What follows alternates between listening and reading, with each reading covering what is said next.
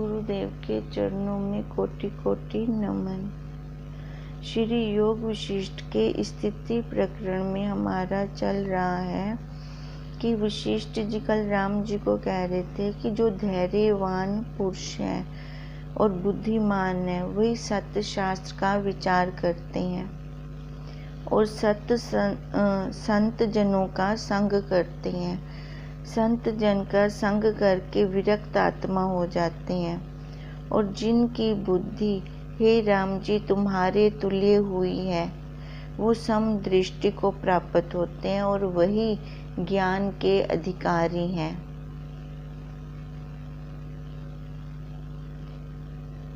जो सात्विक से राजस, जो अपना पुरुषार्थ करके साधक जिज्ञासु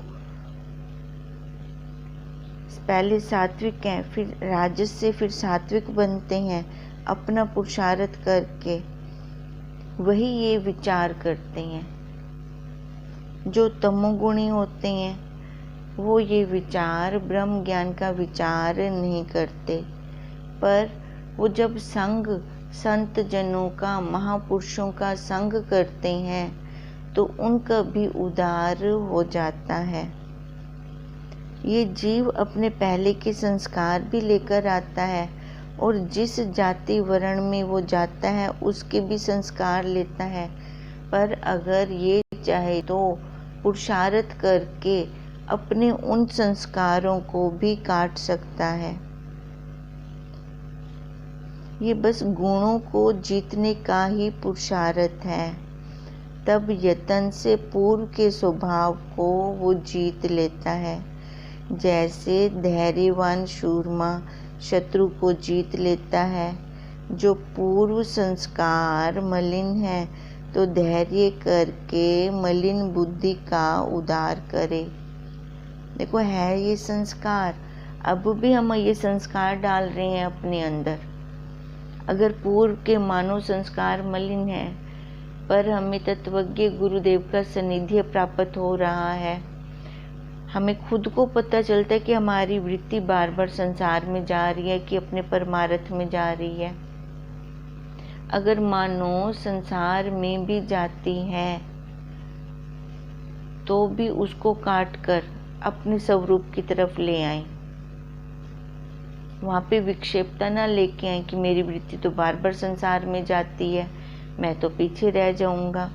नहीं, वहाँ विक्षेपता नहीं लानी, अपना पुरुषार्थ बढ़ा दें। बस अपना जैसे जैसे हम पुरुषार्थ बढ़ाते जाते हैं तो हमारे वो पहले के संस्कार निकलते जाते हैं और नए संस्कार आते जाएंगे। जैसे मुग्ध हुआ पशु गड्ढे में फंस जावे और उसको निकाल लेवे, तैसे ही बुद्धि को मलिन संस्कार से निकाल लें। पशु जैसे खाई में गिर जाता है तो उसको पुरुषार्थ करके निकालते हैं। अब ऐसे ही हमारी बुद्धि विषयों रूपी खाई में जब गिर जाती है तो अपना पुरुषार्थ करके बुद्धि को हम वहाँ से हटाएं, विषयों से हटाएं। हे राम जी, जो तामसी राजसी जाते हैं उसको भी जन्म और कर्म संस्कार वश से सात्विक प्राप्त होते हैं। क्या कह रहे हैं वशिष्ठ जी? हे राम जी, जो तामसी राजसी जाती हैं उसको भी, यानी जो तामस तमोगुण से राजस में आए हैं उसको भी जन्म और कर्म संस्कार वश से सात्विक प्राप्त होते हैं। देखो अपना पुरुषार्थ कर लें तो आगे। अब जैसे अर्जुन ने पूछा था कृष्ण जी से, जो अभी चला है योग भ्रष्ट है और बीच में ही उसकी देह छूट जाती है तो फिर उसके आगे गति क्या होगी? तो कृष्ण जी ने क्या कहा था कि वो आगे श्रीमान धीमान घर में वो पैदा होगा, वहीं से उसके फिर संस्कारों के वश फिर वो आगे की यात्रा करेगा। उस घर के भी तो वो संस्कार लेता है और वह भी अपने विचार द्वारा सात्विक जाति को फिर प्राप्त हो जाता है। मानो भले अपने संस्कार पीछे अच्छे नहीं थे, पर हम पुरुषार्थ करना अभी हमने शुरू किया था कि बीच में ही ये देह हमारी छूट गई। हमारा जन्म श्रीमान धीमान के घर में हो गया, तो वहीं से फिर वो अपना उस घर परिवार के संस्कार भी आते हैं और जीव अपना भी पुरुषार्थ करता है। अपना पुरुषार्थ करके फिर वही सत्व गुण को वो प्राप्त होता है, क्योंकि सत्वगुणी ही व्यक्ति इस ज्ञान को अर्जित कर सकता है। राग द्वेष वाला व्यक्ति इस ज्ञान को अर्जित नहीं कर सकता। वहाँ पे ये ब्रह्म विद्या ठहरती भी नहीं है। पुरुष के भीतर अनुभव रूपी चिंतामणि है। हम हर एक चीज का अनुभव करते हैं, चाहे वो संसार वाला अनुभव हो, चाहे अपने परमार्थ वाला अनुभव हो, या इस शरीर का अनुभव हो। सिर में दर्द है, पेट में दर्द है, अनुभव होता है। वो तो हमें बचपन से ही होना शुरू हो जाता है। जब देखो ये बच्चा छोटा होता है, बोल भी नहीं सकता, तो भी उसको अनुभव होता है वो रो रहा होता है। और बाहर का अनुभव भी उसको होता है। बाहर वातावरण में ठंडी गर्मी कैसे इसको टच होती है, वो अनुभव भी इसको होता है। अपने स्वरूप का जब हम ध्यान समाधि में बैठते हैं तो देखो वो अनुभव भी आता है कि मन एकदम कैसे शांत हो जाता है, वो तृप्ति हो जाती है। उसमें जो कुछ निवेदन करता है वही रूप वो हो जाता है।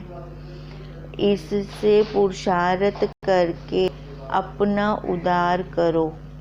पुरुष यतन से पुरुष बड़े गुणों से संपन्न हो मोक्ष पाता है। देखो पुरुष यतन से अगर हम अपना पुरुषार्थ करते हैं तो हम हर एक चीज़ को प्राप्त कर सकते हैं, हर वस्तु प्राप्त करते हैं। संसार में भी तो कर रहे हैं ना। बच्चे कितना पुरुषार्थ करते हैं इंजीनियर या डॉक्टर बनने के लिए, या ऊंची कोई उपाधि करने के लिए। वो कितना पुरुषार्थ करते हैं, दिन रात एक कर देते हैं, तो वो डॉक्टर बन जाते हैं, वो इंजीनियर बन जाते हैं। अब ऐसे अपना पुरुषार्थ करके पुरुष बड़े यत्न से उन गुणों से भी संपन्न होकर अब गुण अपनाएगा, ये सत्वगुणी गुण अपनाएगा, तो उसका फल क्या मिलेगा उसको? मोक्ष प्राप्ति। अब सत्वगुणी गुण कैसे? इस देह से आचार विचार में लाएगा, अपने आचरण में लाएगा, तो वहाँ मुक्ति किसकी होगी? देह की। उस साक्षी में ना तो बंधन है, ना वहाँ मोक्ष है, और उसका अंत का जन्म फिर होता है। अब हम क्या निचोड़ निकाल रहे हैं कि जीव जब अपना पुरुषार्थ करता है तब उसका ये अंत का जन्म भी हो सकता है। नहीं तो संचित जन्म कभी भी, संचित कर्म कभी भी खत्म नहीं होते। अब इसलिए तो हमारा संकल्प चल रहा है कि ये मेरा लास्ट जन्म है, ये मेरा लास्ट जन्म है। अब लास्ट जन्म के लिए फिर हमारा पुरुषार्थ भी वैसा होगा कि आगे हमारे कोई कर्म ना बने, और पिछले जो बन गए कर्म अज्ञान काल में, उनको हम ज्ञान से जला देंगे, सुहा कर देंगे। ज्ञान अग्नि से वो खत्म भी हो सकते हैं, पर शर्त एक है कि जीव जब जागा फिर सोई ना, मन मचला ना बने। अपने उन कर्मों को वो काटता जाए, उन संस्कारों को काटता जाए, फिर जन्म वो नहीं पाता, और अशुभ जाति के कर्म निवृत्त हो जाते हैं। फिर जाति का भी ऊपर बोझा नहीं होता, क्योंकि उसने जब अपने स्वरूप को जान लिया, अपने साक्षी को जान लिया, फिर भले वो देख रहा है, कर्म भी कर रहा है, फिर भी वो उनसे असंग है। जैसे सूरज का आना ही काफ़ी है, पूरी दिनचर्या वैसे शुरू हो जाती है और सूरज सबसे असंग है। उसको तो किसी कर्मों का लेप नहीं लगता, खाली सूरज का आना काफ़ी है। ऐसे ही उस साक्षी का आना काफ़ी है, तो ये फैक्ट्री 42 पुर्जों की फैक्ट्री अपने आप चल पड़ती है और फिर वो उसको देख रहा है। उसकी स्थिरता कहाँ है? देह पे नहीं, अपने साक्षी भाव पे। मैं ये देख रहा हूँ, मैं जान रहा हूँ। फिर वहीं पे कर्म अकर्म हो जाते हैं। ऐसा पदार्थ पृथ्वी, आकाश और देवलोक में कोई नहीं जो यथाशास्त्र प्रयत्न करके ना पाए। कोई ऐसा पदार्थ नहीं है कि हम यत्न करेंगे और हमें प्राप्त नहीं होगा। अपना पुरुषार्थ से हम सांसारिक वस्तुएं भी प्राप्त कर लेते हैं। देखो मजदूर कितना पुरुषार्थ करता है, कैसे ईंटें जोड़ जोड़ कर ये पूरी कोठी बना देता है। वो कितना पुरुषार्थ है उसका, कितना हार्ड वर्क है मजदूर का। यहाँ पे तो हमें इतना फिजिकली वर्क भी नहीं करना। बाहर संसार में देखें तो बहुत हार्ड वर्क है वहाँ पर यहाँ अपने स्वरूप में आए, यहाँ पे खाली हमें भाव बदलने हैं। जैसे जीव संसारी वस्तु को प्राप्त करने के लिए हार्ड वर्क करता है। देखो महिलाएं भी जैसे होती हैं, ये स्वेटर मैं पूरा करके ही सोऊंगी, उससे पहले नहीं सोना मेरे को। वो वहाँ पे क्या काम करता है? उनका संकल्प, उनकी दृढ़ता। अब यही दृढ़ता हमारी भी काम कर सकती है, खाली भावों की दृढ़ता कि मैं ये देह नहीं हूँ। खाली ये एक लाइन हमारे दिमाग में बैठ जाए, हमारी बुद्धि में बैठ जाए, खाली इसी लाइन से सारे ताले खुल जाएंगे हमारे। ये ऐसी चाबी गुरुदेव ने हमें दी है कि जो अड़ियल ताला भी हो ना, वो भी खुल जाएगा। अगर मैं देही नहीं हूँ तो देखो उपाधियां भी सारी खत्म हो गई। एक एक जीव ने कितनी कितनी उपाधियां ओढ़ी हुई हैं या डाली हुई हैं। हम खुद देखें, खुद निरीक्षण करें। उन उपाधियों से फिर हम कितने दुखी भी हो रहे हैं और सुखी भी हो रहे हैं, क्योंकि वो ज्ञान नहीं है देखने का। अगर ज्ञान हो देखने का तो ना हम दुखी होंगे, ना ही हम सुखी होंगे।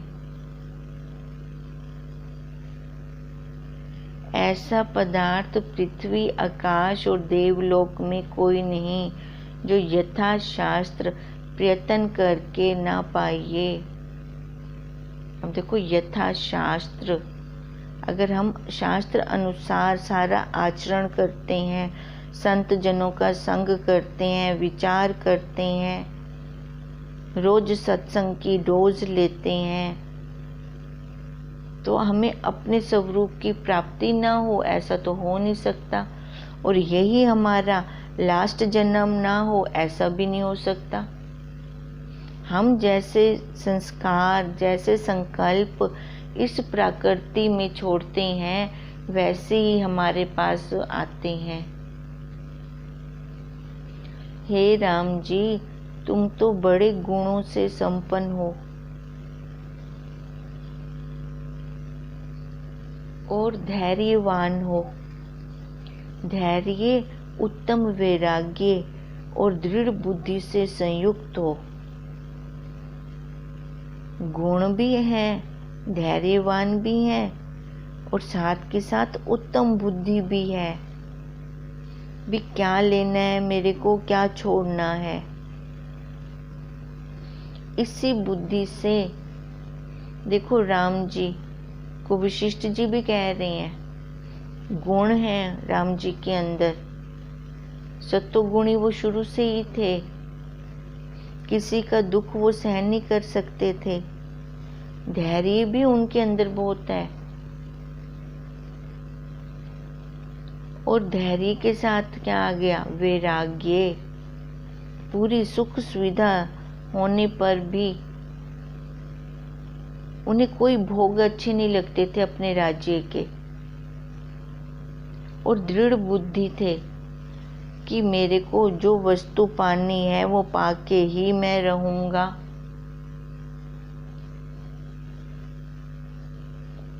उसके पाने को धर्म बुद्धि से वीत शोक हो गई। अब जो वस्तु उन्होंने पानी थी, धर्म से उन्होंने वो पाई। राजा दशरथ जाने नहीं दे रहे थे राम जी को।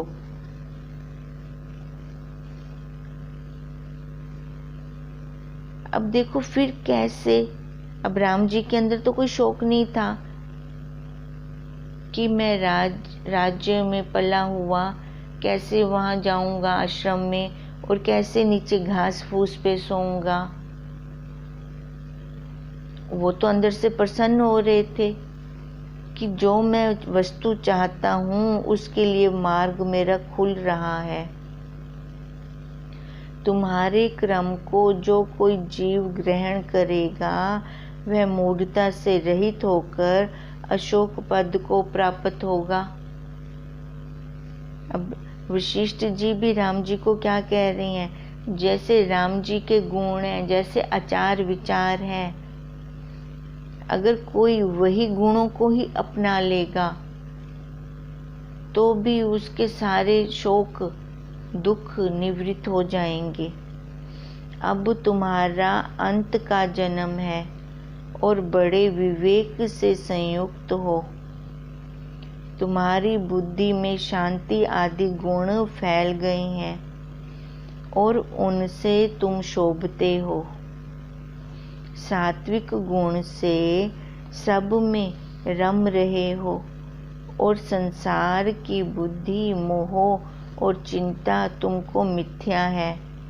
तुम अपने स्वरूप में स्थित हो। इति श्री योग विशिष्ट महारामायण स्थिति प्रकरण मोक्ष प्रायण वर्णन नाम 61 सर्गा समाप्त। अब यहीं पर आज हमारा स्थिति प्रकरण, ये चौथा प्रकरण था, वो यहीं खत्म हो रहा है। देखो स्थिति प्रकरण में हमारा क्या निकला है कि पहले तो उत्पत्ति प्रकरण था, उत्पत्ति तो हो गई, इस 5 भूतों की उत्पत्ति हो गई। अब उत्पत्ति होकर स्थिति कहाँ हो। अगर हम ये चाह रहे हैं कि ये मेरा लास्ट जन्म है, तो ये लास्ट जन्म हमारा कैसे बनेगा। अगर हम अपनी स्थिति संसार में करते हैं तो हमारा जन्म मरण का चक्कर चालू रहेगा। अगर हम अपनी स्थिति परमार्थ में अपने स्वरूप को जोड़ने में करते हैं, देखो वशिष्ठ जी ने यहाँ पे एकदम क्लियर बोला है कि अगर कोई तमोगुणी भी है तो भी वो छूटना चाहे तो छूट सकता है, पर शर्त एक है कि वो संग संत जनों का करे, संतों का करे। तो वो भी तमोगुण से सात्विक में, तमो से राजस, राजस से सात्विक में आकर वो छुटकारा पा सकता है, और साथ में उसका पुरुषार्थ हो और सत्संग का विचार हो। तो ऐसा कोई कार्य नहीं है, चाहे वो पृथ्वी लोक है चाहे वो देवलोक है, ऐसा कोई कार्य नहीं है कि हम अगर यत्न करें और हम प्राप्त ना हो कर सकें उसको, और वो हमें प्राप्त ना हो। अपनी स्थिति देखने की ज़रूरत है बस, कि मेरे को दृढ़ता कहाँ पे करनी है, मेरे को ठहराव कहाँ पे करना है।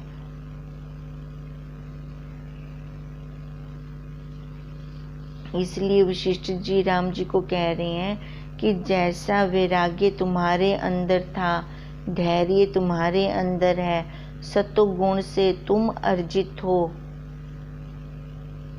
अगर ऐसा कोई तुम्हारे तुल्य है तो वो इस ज्ञान को प्राप्त करने योग्य है। और जैसा वैराग्य तुमको था वैसा वैराग्य अगर उसको भी है, तुम्हारा तो ये लास्ट जन्म है ही है, उसका भी साथ के साथ लास्ट जन्म हो जाएगा। अब हम साधक जिज्ञासु हम अपने आप को देखें कि हम राम जी के गुण अपनाना चाहते हैं कि नहीं।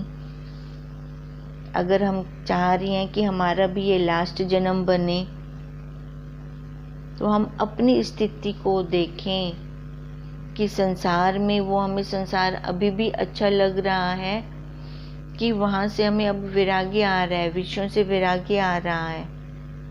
ये जब हम अपने आप को देखेंगे, आज तक तो हम कहाँ किसको देख रहे थे, बाहर औरों को देख रहे थे कि वो मेरे अनुसार चलें। जब ये अपना शरीर, अपने बच्चे, अपना घर में सारे हमारे अनुसार नहीं चल सकते, और तो और ये अपना शरीर भी हमारे अनुसार नहीं चल सकता, तो वो बाहर वाले कैसे हमारे अनुसार चलेंगे। तो हम दुखी हो रहे थे। जब मैंने अपने आप को देखना शुरू किया, अपने जैसा अशोक पद तो और कोई मिला ही नहीं। कितनी दृढ़ता के साथ हमें अपने स्वरूप का अनुभव हुआ है, वाकई वही एक सत्य है। ये जो 5 भूतों का विकारी है, ये देह कैसी विकारी, ये अष्टधा प्रकृति वाला, बदलने वाला, कभी एक रस रहने वाला नहीं, सबसे बड़ा झूठा है ये। अब जब इस झूठे को देख लिया तो इसको कौन पकड़ेगा, झूठों के साथ कौन व्यवहार करना चाहता है। अब ये अपनी दृढ़ता होनी चाहिए कि मैंने अपनी स्थिति कहाँ टिकानी है, पर की स्थिति पे कि सबकी स्थिति। सबकी स्थिति पे टिकाते हैं तो वहाँ ना दुख है, ना शोक है, ना क्लेश है। पर की स्थिति पे टिकाते हैं तो वहाँ दुख भी है, शोक भी है, क्लेश भी है। अब मर्जी हमारी कि हम कहाँ अपनी स्थिति करना चाह रहे हैं। आज ही हमारा स्थिति प्रकरण खत्म हुआ। कल हम आगे 5वां उपशम प्रकरण आरंभ करेंगे।